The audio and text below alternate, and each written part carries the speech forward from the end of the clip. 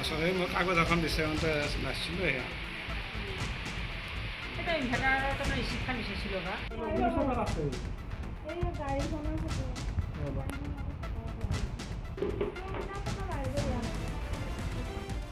হয় মই যোৱাকালি ৰাতিপুৱা 8 বজাত ইয়াৰ পৰা শ্বিলং গৈছিলোঁ গোটেই পৰিয়াল লৈ পেলাই কি ফুৰিবৰ কাৰণে তাৰপিছত ৰাতিটো তাতে থাকিলোঁ থাকাত পুৱা 4:30মান 5টামান বজাত খবৰ এটা গ'ল আমাৰ ওচৰৰে ডেভিডson বৰুৱাই মানে মোক ফোন কৰি জনালে যে খুৰা আপোনাৰ ঘৰত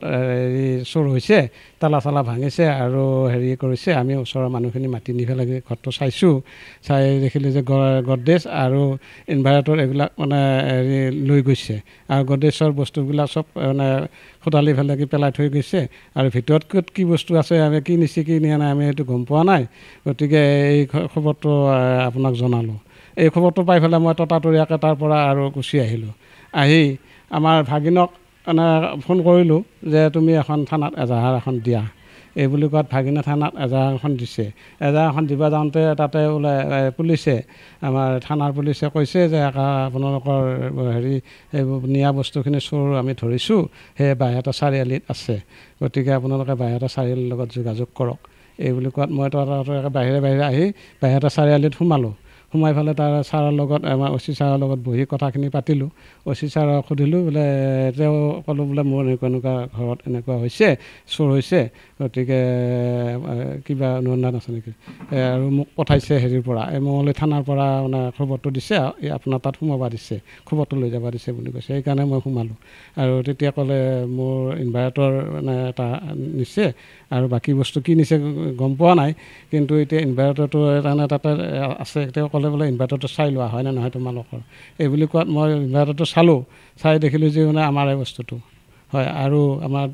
তেওঁ ক'লে বোলে মোৰ গহনাও আছিল অলপ গহনাখিনিও এতিয়া ন্যায় হয়তো নাই কিজানি বোধহয় তাতে গতিকে গহনাখিনিও কিজানি নিছে গহনা বেছি নাছিল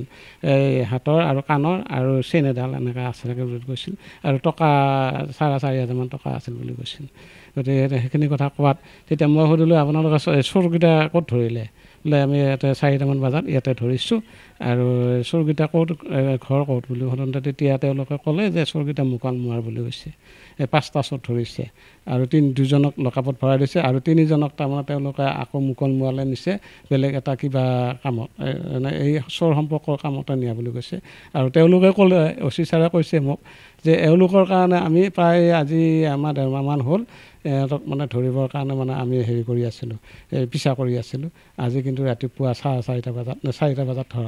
ধৰা পৰিছে বুলি কৈছে গোটেইখিনি মিলি মোৰ প্ৰায় মোটামুটি 1 লাখমান টকা হৈছে লছ হৈছে মোৰ